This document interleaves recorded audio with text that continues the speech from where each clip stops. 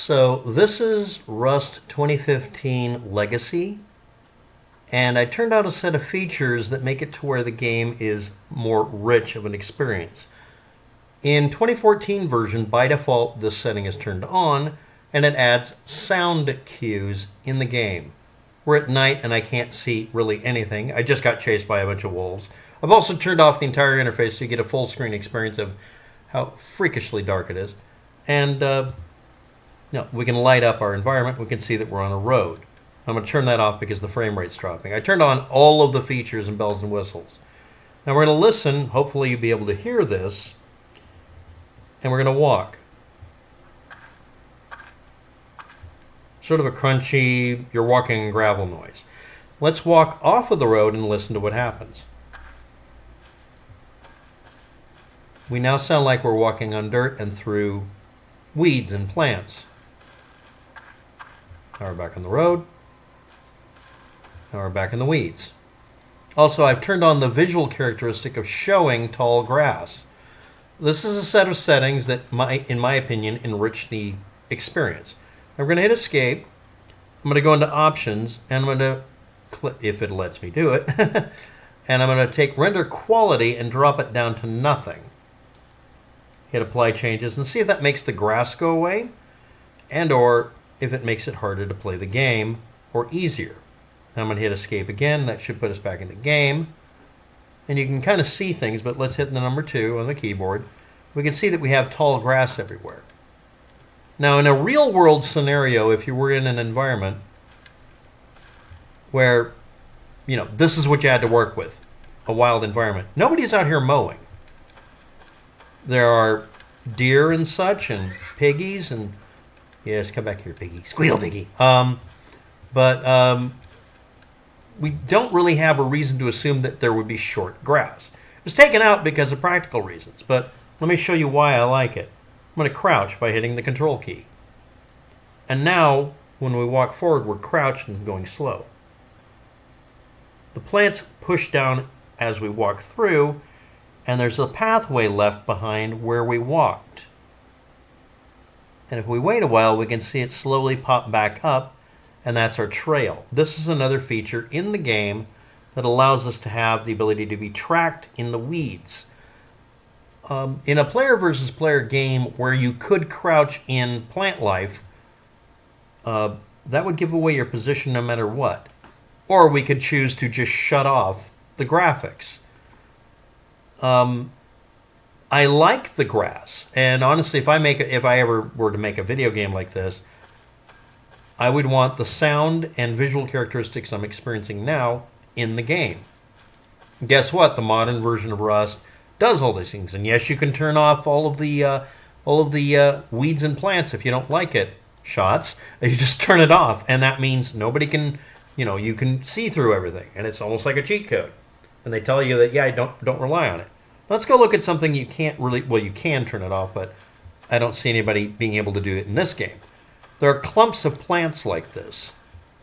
You can hide in a bush, and again, unless you turn off this ability, in the modern version, people do this. This is something you hear Shots, a YouTuber, complain about, people hiding in the plants. But that's what you would do in reality. I don't like it when reality-based components are just ripped out, or in this case, by default turned off because of performance issues. Now, I'm going to show you the settings I'm using here real quick, but that gives you an idea of what I'm using in the game. Now, I'm going to go ahead and hit F1, and I'm going to hit the trophy-looking button here. Let's see if I can get it turned on. Okay, and I'm going to turn on the chat, and I'm going to turn on the graphical user interface. There we go. RustLegacy.eu is the one providing this re-rip version of this now abandonware game, and it's the May 2015 version, but it contains 2023 and 2024 files because they remade it. It's kind of dubious as far as whether it's allowed to do this, but I don't care. I just wanted to play Rust, and the legitimate sources wouldn't let me. That's all. Just, no, you're not allowed to. So I'm going to turn off the banner again and turn off the chat because honestly it's not useful. I think I'm on a Russian server, so it doesn't much matter. And I don't want to test those buttons. I can turn on and off the graphical user interface, but that's very, very worthless.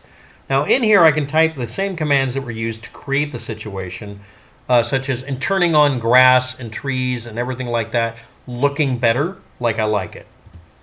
And I'll have a list of those commands below if I can.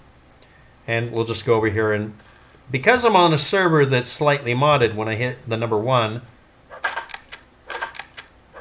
I can chop wood, normal rate, everything's fine, hit F1, hit the number 1 again to get rid of it, and I get a specific amount of wood per impact, or every other impact I get 1 unit of wood. Now, if I do this and go into the crafting, am I allowed to build a wood shelter? Depending on what server you're on, they're going to turn off your ability to build a simple wood shelter. I don't want that. If I'm playing Legacy, unless it says explicitly heavily modded, I think it should default to let me do that. Every time I get a free hatchet made of metal, they take away my ability to do the first thing I would do, which is put down a little shelter and live out of it.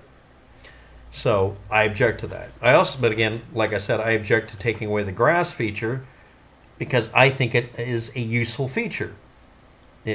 Number 1, it allows us to have something to hide in, like what would happen in reality. And number 2, I like the cool animation where it makes the grass pop up. You can change this, and I'm going to show you how to do that in the next few frames. As you can see from the pixels, yes, I JPEG'd this, obviously because I wasn't paying attention when I saved it. This is a screenshot of the text file itself with all of the settings. Now, they're organized in the order I like them. Obviously, if you do this, the game engine has the option of reorganizing them.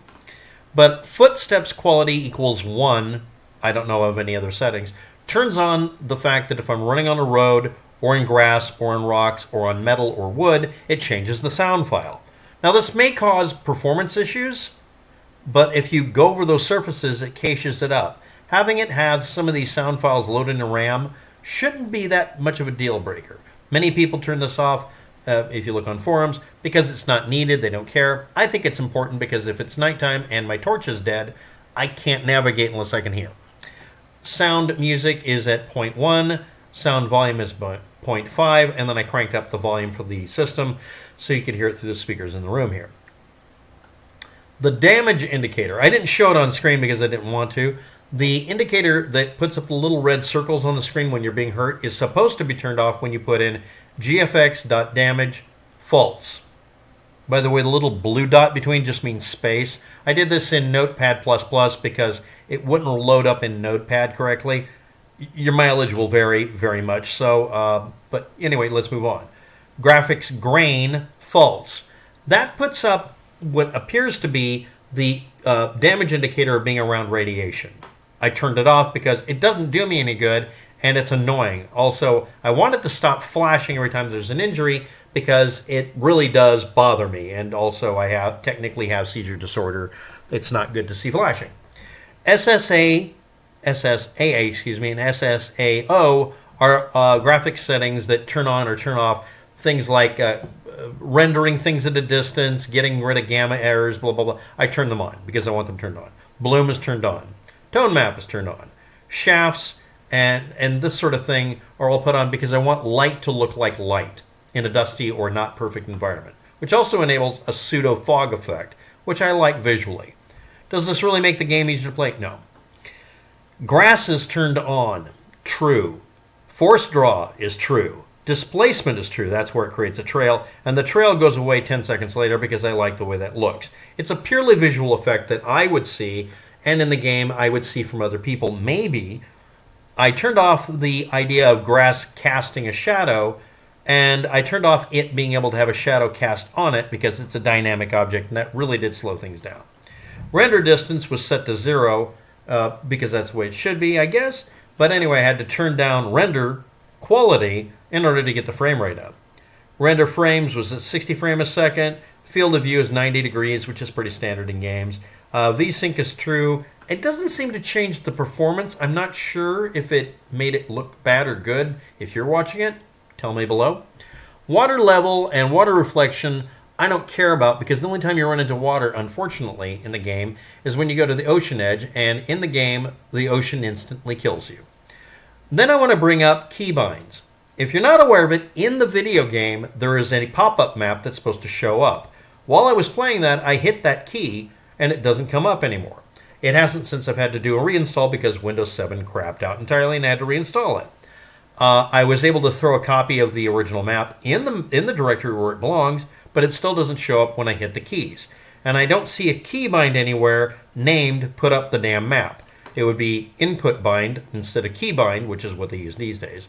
And then let's say letter M or whatever key to bring it up. For instance, in this case, we have this one saying duck equals left control and mouse, but we have here up is insert and W. Up, right, and left, those sound like keys. Well, those aren't keys. Those are movement directions. It uses a 2D game system flipped forward and dropped onto a map. That's why those are that way. But the rest of them are pretty simple. The duck function is assigned to left control. Sprint is assigned to left shift, etc. But I haven't been able to find currently a copy of this with the, quote, input bind for the letter M to put up the map, so I don't have a backup copy of what the hell that keybind was supposed to be. If any of you are running legacy freaking game version, find out what the input bind is. Is it map, auto map, pop-up map, gerbil? I don't know. Anyway, it's assigned to the letter M by default. I don't even know if it's a bind you can type in here. I would love to have that. Request for comment, request for information. And now we'll go ahead and look around. Now, number one, when I downloaded it, this is some advice. The Updator, which is spelled Updator.exe, it doesn't seem to work, and it will invoke it when you try to double-click Rust and play the game. I recommend renaming it. I put the word bad in front of it because it always crashes. Let's watch it crash. Bam. Always does, and if it's in the middle of running Rust, after starting Rust, it also has a habit of crashing Rust. Change my name, pretty obvious. It changes your name within the game, and somehow I'm banned because someone has decided to impersonate Waptec by taking Waptec's name on the servers now. Great. Peachy keen. So anyway, and here's the Luma Emu, which is the one that's used for the settings for it to emulate how it would work originally. I got my name in there as Waptec. Someone obviously is stealing it. Yay! Where's this config file? It's under Rust game, and then here it's called client config, and I'm going to open it once with Notepad. It does not render the text correctly. If we run it, however, through Notepad Plus, really, right, there it is. It will show it to us, and it shows a line feed. On Windows computers, you have to have control and line feed called CR and LF. I can convert it, but it'll convert it right back to this Linux and Mac-friendly version. All operating systems should fix this on the fly when you're looking at it, but it's the same thing here. That's where you edit it. Other than that, we go back to Rust, not Lust. Boom. And here we are. And it's still a beautiful game. I just wanted to turn on all the cool features that make it prettier. And I did. And again, at night I can navigate easier because it goes from this to this. And if I find a stone or wood or metal surface to jump on, it will sound different, which I need to know whether or not I'm about to step onto something I didn't want to.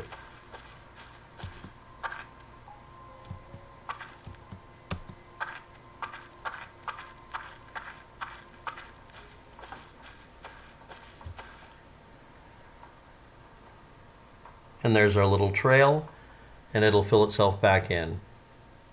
And I think that's kind of cool looking. Yeah, it's a little bit of eye candy unnecessary. I don't care. I like it. And I really like the idea of hunkering down and hiding. Too bad it doesn't really work if everybody doesn't just turn on this feature. So anyway, I thought I'd show everybody the settings I've been using to mess around with this thing. And again, I'm requesting any information because if I hit the M key right now, it doesn't bring up the map. And I hope you enjoyed this information I brought to you. And for the fun of it, we'll do this for the screenshot. I'll turn off the entire graphical interface here. Go to there. And we'll just go forward and look at Mount Everest in the distance.